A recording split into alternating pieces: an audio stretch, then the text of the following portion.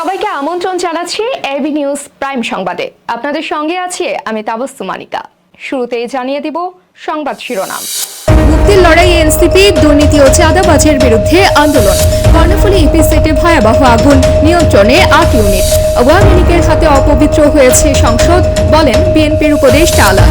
গাজায় ভবন ধ্বংসের সময় বিস্ফোরণ, নিহত হলেন ইসরায়েলি সেনা। ট্রাম্পের শুল্ক নীতিতে বাড়তে পারে কফি ও বার্গারের দাম, মার্কিন বাজারে অস্থিরতা। বাংলাদেশের ফুটবল মাঠে ঝড়, লঙ্কানদের 9-1 ব্যবধানে উড়িয়ে দিল স্বাগতিকরা। দর্শক, এতক্ষণ শুনছিলেন শিরোনাম, এখন বিস্তারিত। এনসিপির আহ্বায়ক নাহিদ ইসলাম বলছেন, তাদের আন্দোলনের একমাত্র লক্ষ্য দুর্নীতি ও চাঁদাবাজির বিরুদ্ধে। তিনি দৃঢ়ভাবে ঘোষণা দেন, যারা এই অপ্রতিরোধ অসৎ কাজে জড়িত থাকবেন তাদের জন্য এনসিপি কোনো ছাড় দেয় না। দলের নেতাকর্মীরাও যদি দুর্নীতির পথে হাঁটেন তবে কেবল মাঠেই নয়, প্রতিরোধের প্রতিটি জায়গায় তাদের বিরুদ্ধে কঠোর অবস্থান নেওয়া হবে। এই আন্দোলন একটি জন আন্দোলন, যেখানে দুর্নীতি ও অশুভ শক্তির বিরুদ্ধে সবাইকে একত্রিত হয়ে রুখে দাঁড়ানোর আহ্বান জানানো হয়েছে। জুলাই পদযাত্রার 11তম দিনে শুক্রবার বিকেলে যশোরে জজকোর্ট মোড়ে পথসভায় এসব কথা বলেন নাহিদ ইসলাম। সন্ত্রাস, চাঁদাবাজ, দখলদারদের বিরুদ্ধে কথা বলতে আমরা আপনাদেরকে জানাতে এসেছি, আগামীতে সামনে একটি বড় আন্দোলন তৈরি হচ্ছে। সেই আন্দোলন হচ্ছে দুর্নীতিবাজ এবং চাঁদাবাজদের বিরুদ্ধে। গণঅভ্যুত্থানের মাধ্যমে আমরা সংস্কার এনেছি, কিন্তু এই সংস্কার প্রক্রিয়া পদে পদে বাধাগ্রস্ত হচ্ছে দুর্নীতিবাজ, দখলদার এবং চাঁদাবাজদের কারণে। এবার আমাদের মাঠে নামতে হবে দুর্নীতিবাজ এবং চাঁদাবাজদের বিরুদ্ধে। আজকে লিখে রাখেন, বাংলাদেশের সামনে একটি বড় আন্দোলন তৈরি হতে যাচ্ছে দুর্নীতির বিরুদ্ধে এবং চাঁদাবাজের বিরুদ্ধে।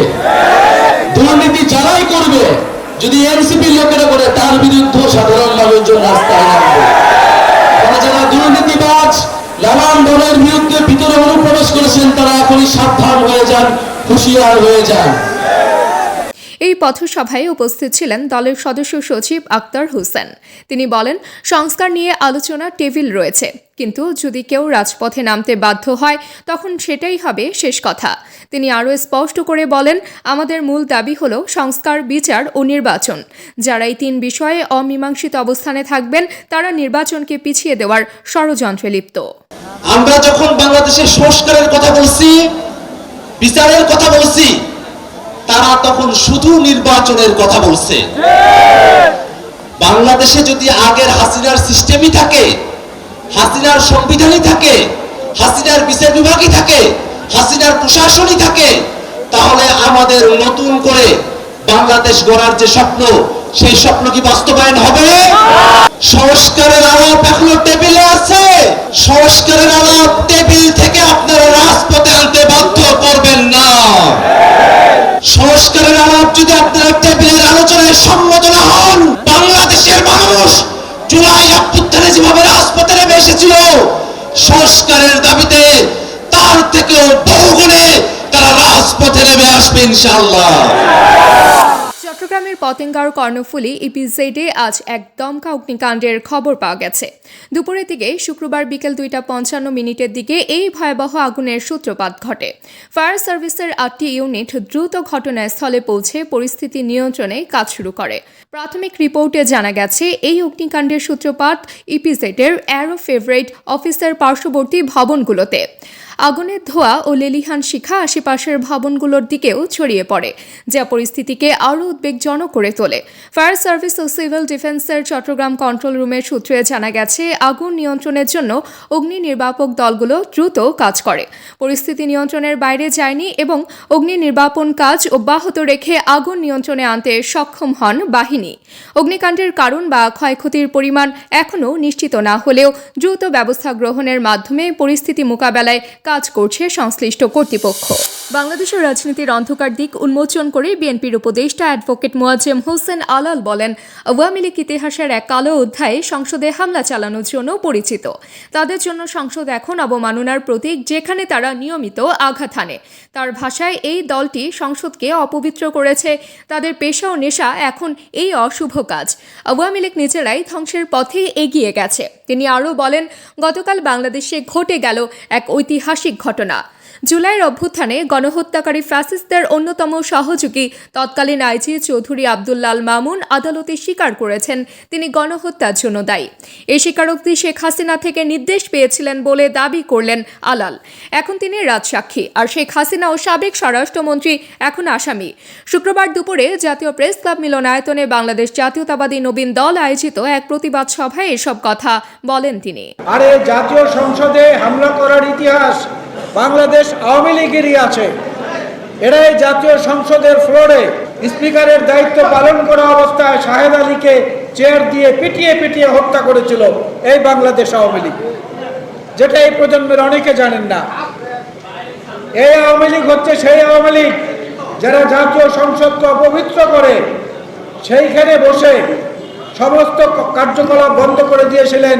জুলাই অভ্যুত্থানের সময় আইটি সেক্টরের সমস্ত আপনার গাজা সীমান্তের উত্তপ্ত পরিবেশে এক নতুন হতাহতের খবর প্রকাশ পেল।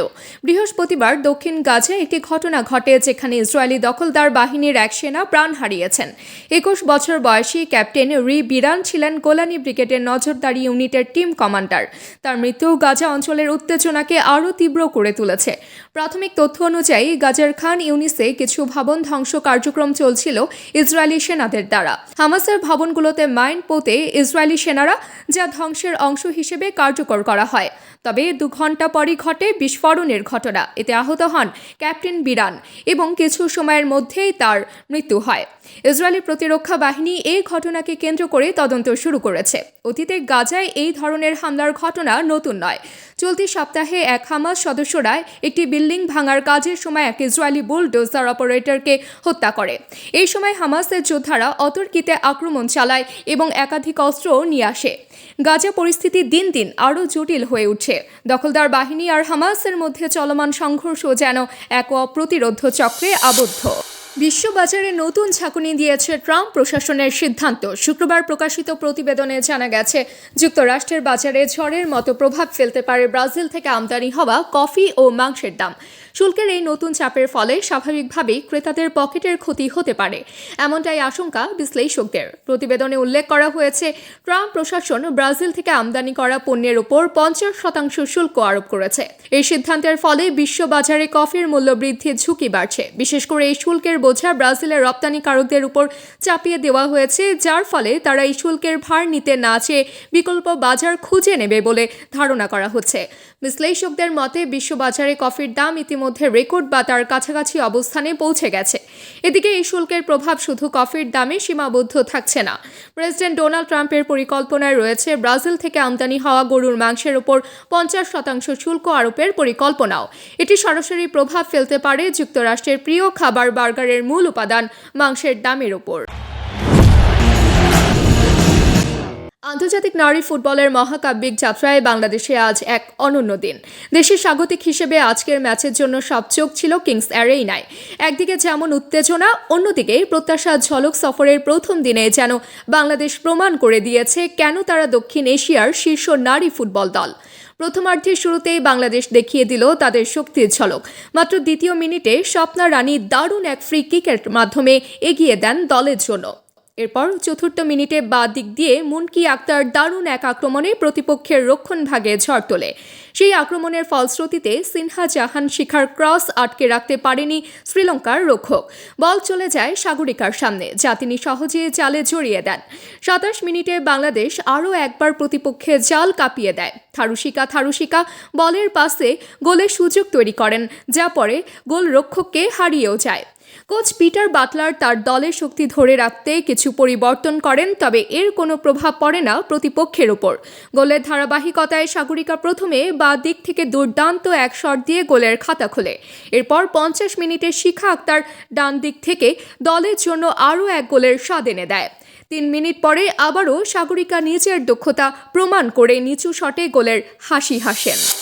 দর্শক, এতক্ষণ আমাদের সঙ্গে থাকার জন্য ধন্যবাদ।